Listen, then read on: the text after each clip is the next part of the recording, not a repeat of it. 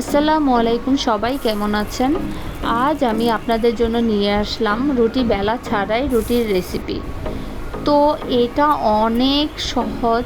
আপনি বেলা ছাড়াই আপনি এই রুটিটা বানাতে পারেন।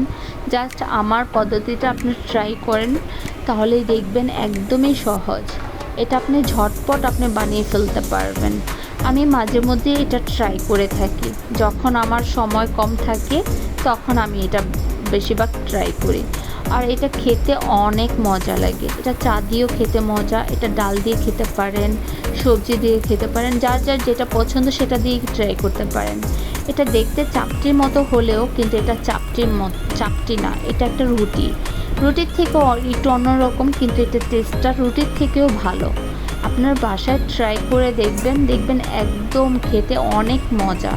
আমার তো এটা অনেক ভালো লাগে, আমার ফ্যামিলির সবারই ভালো লাগে। তার জন্য আমি এমনি রুটির থেকে এই রুটিটাই আমার বেশি বানানো হয়।